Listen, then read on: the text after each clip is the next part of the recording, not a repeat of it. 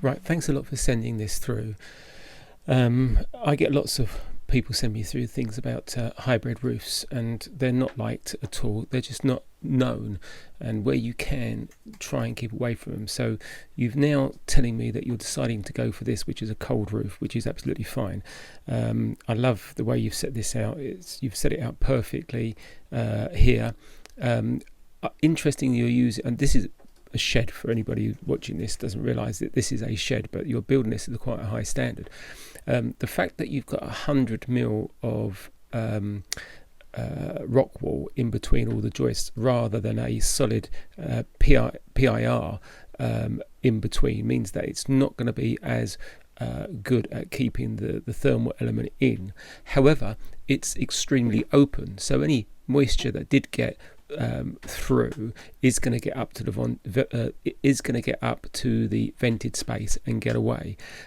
So that is good in that respect. I mean, that is the great advantage of a cold roof, is that it will get rid of any moisture that does get up there. Now, if we go over to other pictures here, which you've sent us through, it looks like you're doing a lovely building there. I like the cladding you've got there, especially when I look at what you've done here. The cladding you've got is very open, so that, again, with the walls, any moisture that gets through will vent through that nicely open cladding that you've got. But because I can see you've already put the roof on here, I can't see how you're actually venting this out at top level, because it all looks like it's set in. So you've got some lovely brickwork there, block work there, nice engineering bricks, and probably a good damp proof course at the lower level there. Nice lot of timber going in there, and that's a great view there. But you see, I can't understand how you think you're going to get a through movement of air on this, because of the different ways that you've got the joists going. You've got this huge amount of timber work at the back there, not so much here, but somehow you now need to get, and the whole key of this is ventilation. The more ventilation that you can get into this, the better it's going to work. So how you're going to get the through ventilation is going to be really, really difficult now you've built it the way you are. I think you were talking to me in an email that you sent me that you were going to be drilling holes through this and drilling holes through that. Well, of course, you've also got to try and bring it out here as well, otherwise this is going to be a dead space. But just drilling holes is not particularly the best way.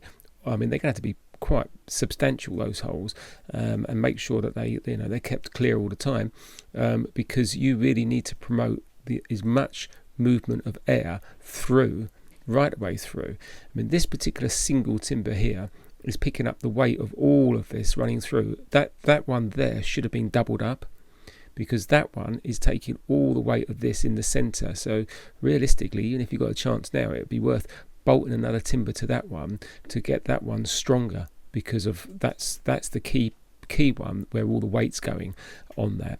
But having said that, be careful with cutting your holes through and how big they are, because again, this one here, you're going to need to cut holes through the top of this or drill holes through it to get air movement through this.